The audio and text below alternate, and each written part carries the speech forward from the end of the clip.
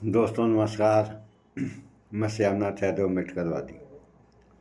वो एक पोस्ट है और कई पोस्ट दिखा रहे हैं आज हम आप लोगों को। और ये पोस्ट कि अमेरिका ने कहा विश्वगुरु से कि अब आप रूस से तेल नहीं खरीदेंगे, वेनेजुएला से खरीदेंगे। और ईरान और इजराइल अमेरिका युद्ध में समुद्र के रास्ते से जहाँ से तेल आता था, ईरान ने वह रास्ता ही बंद कर दिया। भारत के बहुत से जहाज़ वहाँ फंसे पड़े हैं और समाचारों में ये ऐसा आ रहा है कि भारत के पास 25 दिन का तेल है। तो 25 दिन का तेल किस काम का है, उसके बाद क्या होगा? तो इन्हीं सबों को मद्देनज़र भारत वाले गए होंगे, विश्वगुरु लोग अमेरिका के पास गिड़गिड़ाए होंगे और अमेरिका ने 30 दिन का परमिशन या लाइसेंस दे दिया रूस से तेल खरीदने के लिए। तो इसी से संबंधित ये पोस्ट हैं, कई पोस्ट हैं, एक समाचार भी दिखाएंगे थोड़ा हम आप लोगों को। तो इसका लेख है, अब रूस से तेल खरीदने के लिए भी ट्रंप की अनुमति चाहिए। भारत को इतना कायर और कमज़ोर प्रधानमंत्री नहीं चाहिए। संजय सिंह आप सांसद। पोस्ट देखिए आप लोग, देखिए ये हाल है। और कहने को विश्वगुरु हैं और एक ईरान है जो कि अमेरिका और इजराइल के नाकों चने चबवा रहा है। दूसरा देखें आप लोग, भारत के रूस से तेल खरीदने को लेकर अमेरिका के बयान पर कांग्रेस नेता राहुल गांधी ने प्रतिक्रिया दी है।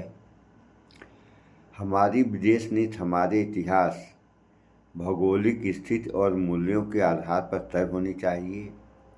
ये सत्य और अहिंसा पर आधारित होनी चाहिए। अब देखिए आप लोग, ये कह रहे हैं कि यह सत्य और अहिंसा पर आधारित होनी चाहिए। जैसा कि महात्मा गांधी ने भी कहा था कि कोई भी समस्या हो तो उसका समाधान सत्य और अहिंसा के ही रास्ते से निकालना चाहिए और इसी रास्ते से निकलेगा भी।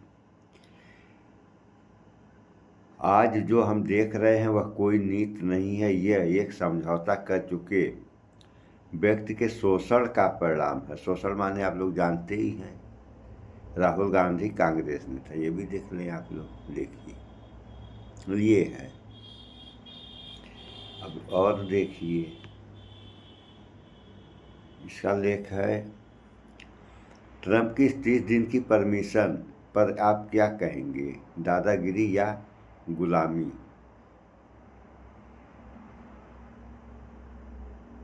तो इस पर क्या कहा जाएगा?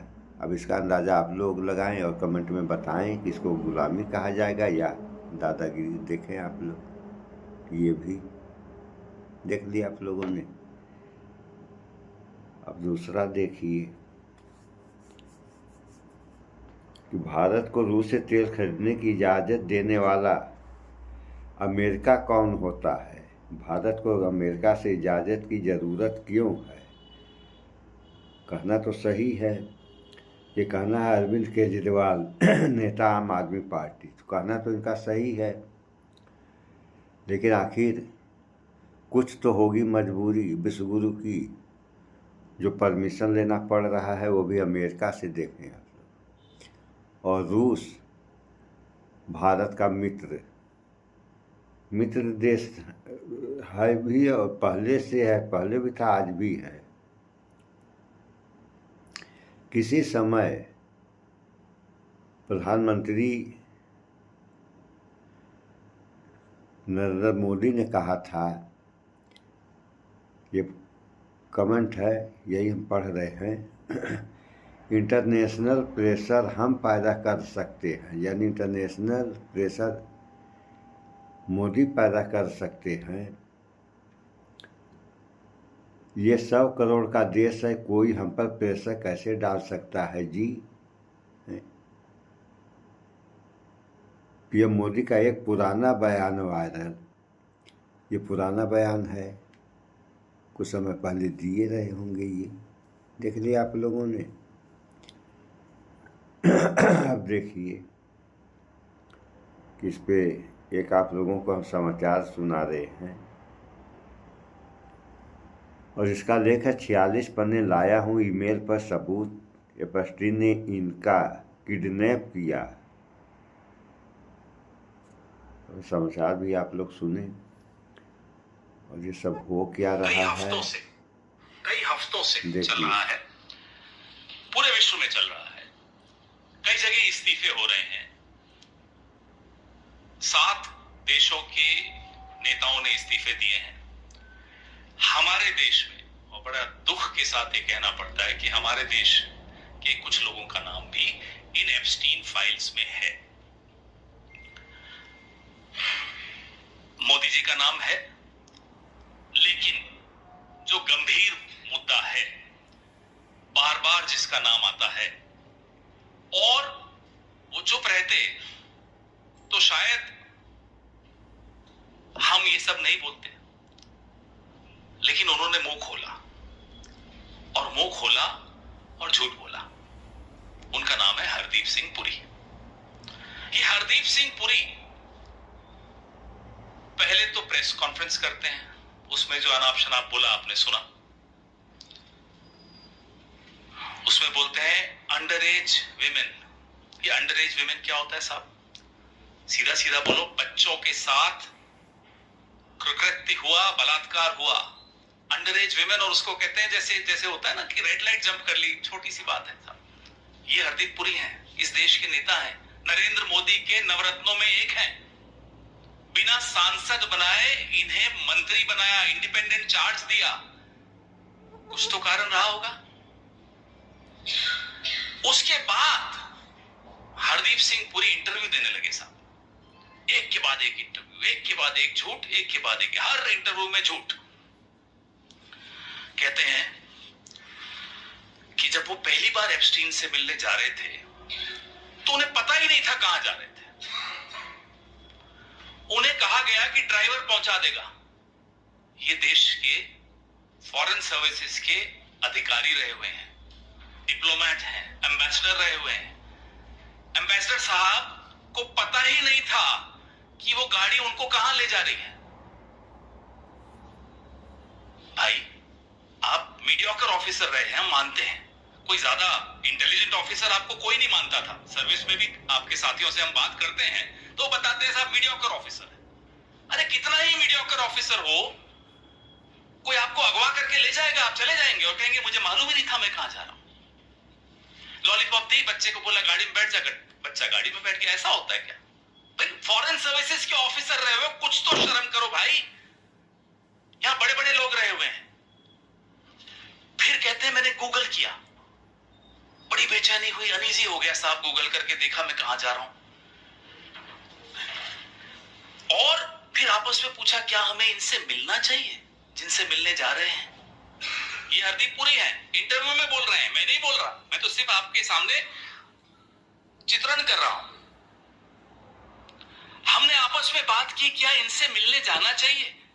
हरदीप जी, सेकंड क्लास के बच्चे हो, मालूम है कहां जा रहे हो, गूगल ने बता दिया कहां जा रहे हो, ये एड्रेस किसका है, फिर आपस में सलाह मशविरा कर रहे हो। अनईजी हो, गूगल ने बता दिया कहां जा रहे हो, और फिर कहते हैं साहब हाथ में लॉलीपॉप था, जाना तो था। ये अधिकारी है फॉरेन सर्विसेज के, ये मंत्री है कैबिनेट के, और बहाने देखिए इनके। पहले तो पता नहीं था, पता चला तो अनईजी हो गए, लेकिन गाड़ी नहीं रुकवा पाए, किडनैप हो गए थे।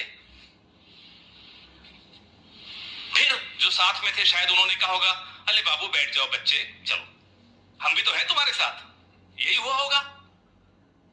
ये मजाक है। फिर इनको मंत्री बना दिया मोदी जी ने। फिर एक कहते हैं कि हम में से कुछ को एप्स्टीन के क्रिमिनल रिकॉर्ड पे शक था कि वो क्रिमिनल है या नहीं है। इस पर भी हरदीप पुरी कहते हैं कि हम में से कुछ लोगों को इस बात पर भी शक था कि एप्स्टीन क्रिमिनल है या नहीं। ये एप्स्टीन ने खुद 2008 में फ्लोरिडा की कोर्ट में अपना गुनाह कबूल लिया था, सजा हो गई थी। तो क्या हरदीप पुरी जी, भगवान खुद आकर आपको कहें कि हरदीप पुरी जी ये एप्स्टीन क्रिमिनल है, या मोदी जी आकर कहें? मोदी जी इनके भगवान हैं, कौन कहे तो आप मानेंगे? जब वो खुद कह रहा है कि हाँ मैंने ये क्राइम किया, उसने जब गुनाह कबूला तब उसको सजा हुई 2008 में। 2014 में हमारे मंत्री जी के मन में ये था, तब मंत्री नहीं थे, कहते हैं साहब हमें डाउट था कि इसने क्राइम किया या नहीं किया। बताइए साहब, ये मंत्री हैं, मैं बार बार कह रहा हूं आपको, ये क्वालिटी है, इंटेलेक्ट की क्वालिटी, नैतिकता की क्वालिटी। किस पैमाने पे आप हरदीप पुरी को सही ठहराएंगे, मुझे आप बताइए, कौन सा पैमाना होगा? ये मेल साहब के सामने है, कहते हैं साहब ज्यादा बात नहीं हुई एप्स्टीन से। एक इंटरव्यू में ये भी कहा, मैं उनके इंटरव्यू के कुछ एक्सर्प्ट्स सामने रख रहा हूं, 1-2 ईमेल और 3-4 मुलाकातें। झूठ, सरासर झूठ। कल एक इंटरव्यू था, अंग्रेजी के एक चैनल पे था, कहते हैं मैंने कभी अपॉइंटमेंट नहीं मांगी। झूठ। मैं आपके सामने ये 46 पन्ने मैंने कम किए हैं, आपको मैं भेजूंगा, आपके नंबर्स पे मोबाइल्स पे आ जाएगा। Jeff, can I see you? Jeff, are you in town? भाई आप तो कह रहे हैं आपने कभी अपॉइंटमेंट मांगी ही नहीं, वो बुलाते थे तब जाते थे आप, तो ये क्या हो रहा है? Jeff, can I see you?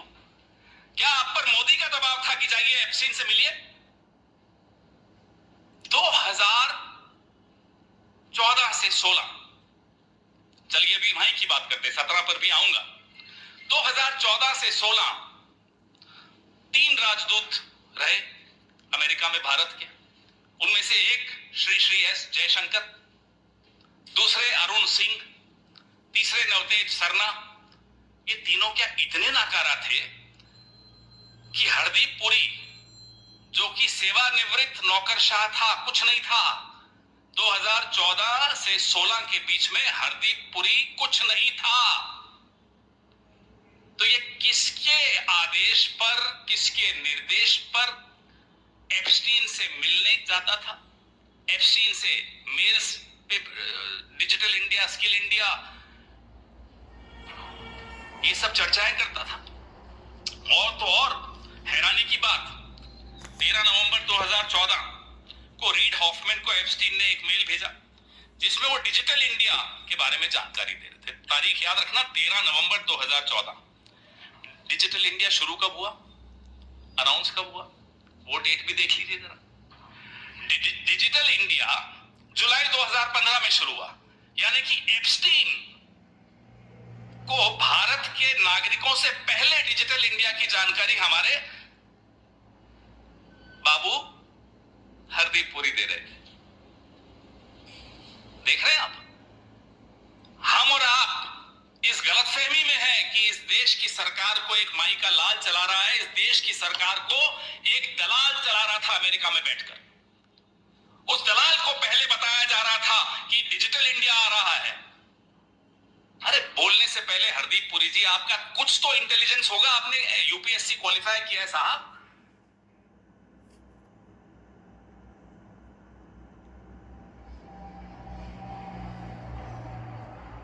खुद ही बोल रहे हैं मैं तो डिजिटल इंडिया की जानकारी दे रहा था। क्यों दे रहे थे साहब? पहली बात तो आपको ये जानकारी कैसे मिली? आप तो सरकार का हिस्सा नहीं थे। फिर आप एप्स्टीन को क्यों जानकारी दे रहे थे? वो किस चीज का हिस्सा था? और नरेंद्र मोदी जी, अब आप बताइए, क्या जयशंकर को नकारा आप भी मानते हैं? हम तो मानते हैं। क्या जयशंकर राजदूत, अमेरिका में भारत का राजदूत, उसके माध्यम से आप एप्स्टीन को या किसी को भी कुछ भी जानकारी देना चाहते हो, उस पर हम बाद में आएंगे, उनके माध्यम से नहीं दे रहे थे आप, हरदीप पुरी के माध्यम से क्यों दे रहे थे? ये रिश्ता क्या है आपका और हरदीप का, या आपका और एप्स्टीन का, जिसमें हरदीप पुरी शायद बिचौलिए का काम कर रहे हैं, हमें नहीं मालूम। तो हरदीप पुरी डिजिटल इंडिया की बातें कर रहे हैं डिजिटल इंडिया की घोषणा होने से पहले किससे बात कर रहे हैं साहब? एप्स्टीन से।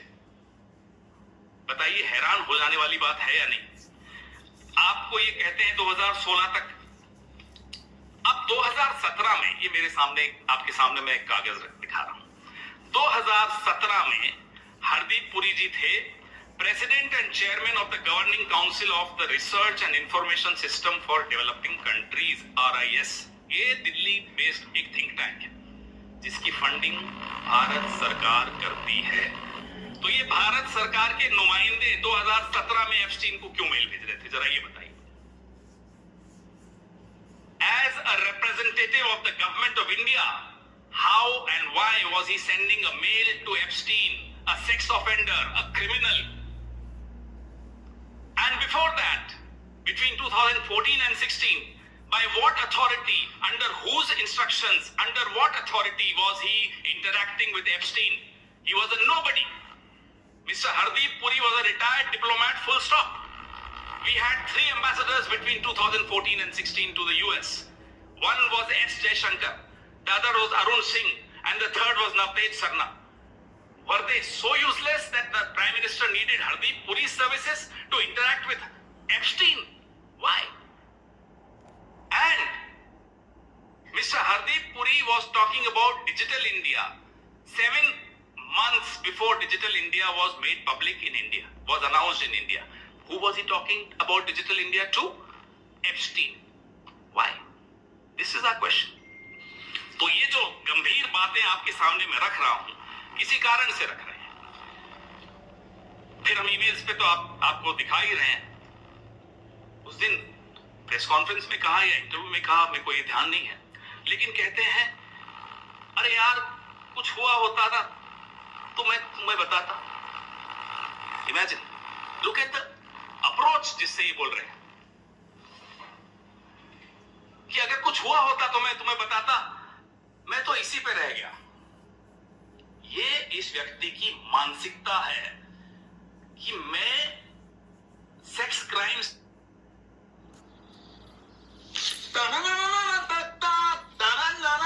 नहीं यार नहीं, हकीकत यह है कि इजराइल का वो डोम।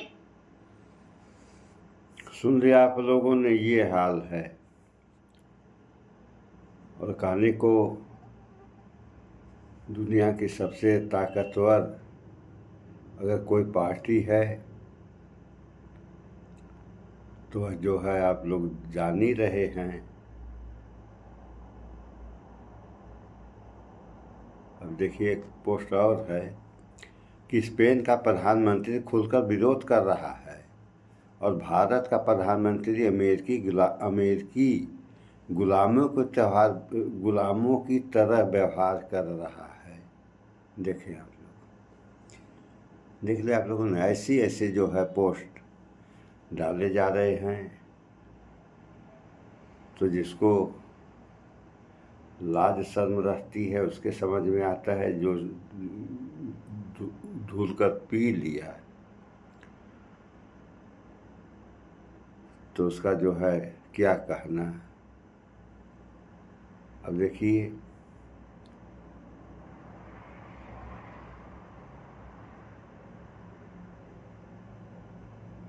अब ये है मालिक रशियन ऑयल खरीदने का परमिशन दे दीजिए, गारंटेड। देखिए पोस्ट आप लोग, अंग्रेजी में लेख है, देख लिया आप लोग। देखिए ऐसे पोस्ट डाले जा रहे हैं किसके खिलाफ, ये तो आप लोगों को मालूम है। ये देखिए,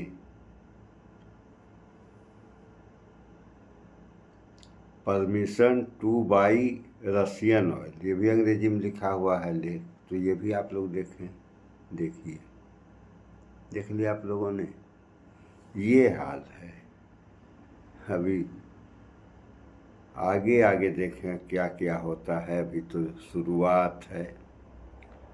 तो शुरुआत की जब ये कहानी है तो इसका अंत कैसा होगा ये तो समय बताएगा। सो इस वीडियो में इतना ही।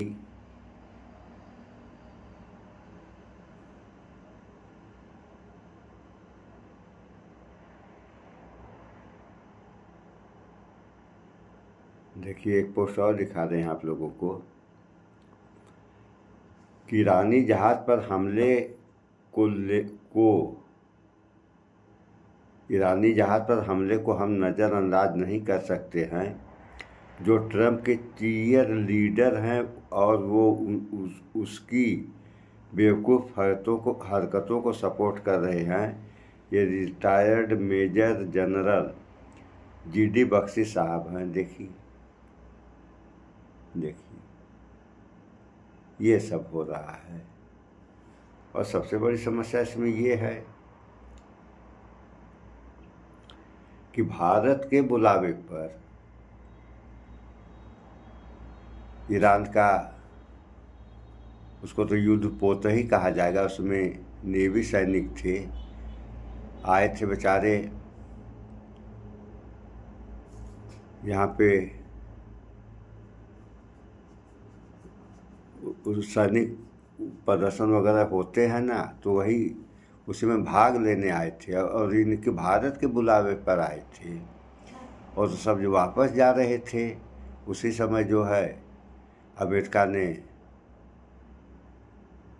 नष्ट कर दिया उस युद्धपोत को। और वह युद्धपोत ऐसा कि जो ऊपर से नहीं नष्ट किया जा सकता है, वह जो है पनडुब्बी द्वारा नष्ट किया जा सकता था और पनडुब्बी के ही द्वारा नष्ट किया भी गया। तो समुद्र के अंदर आखिर वो पनडुब्बी आई कैसे आई और आई कहाँ से, इसकी जानकारी कौन और कब देगा? सवाल तो इस बात का पैदा होता है। ये सोचने वाली बात है कि इतनी बड़ी सेना, इतनी सुरक्षा, इसके बाद भी जो है मतलब वो पनडुब्बी आती है और जो है उस जहाज़ को नष्ट कर दी। तो ये सब जो हो रहा है वह हमारे समझ से डिजिटल इंडिया के लिए या डिजिटल इंडिया के हक में सही नहीं हो रहा है। हो सकता है इसका परिणाम बहुत ही भयानक हो जाए। अभी आप लोग देख ही रहे हैं तेल वाली कहानी कि अब वेनेजुएला से तेल खरीदा जाएगा। जब मामला फंस गया है तो 1 महीने का परमिशन मांगा गया और अमेरिका ने दे दिया। जब ये सब ऐसे हालात हैं इस देश में और इस देश के, तो आने वाले समय में क्या हालत होंगे ये तो आने वाला समय ही बताएगा। सो इन सब बातों को विचार करें आप लोग, भाईचारा बना कर रहें, स्वच्छता अपनाएं, शुद्ध खाएं, स्वस्थ रहें, शिक्षित बने। जय विज्ञान, जय संविधान। नमस्कार।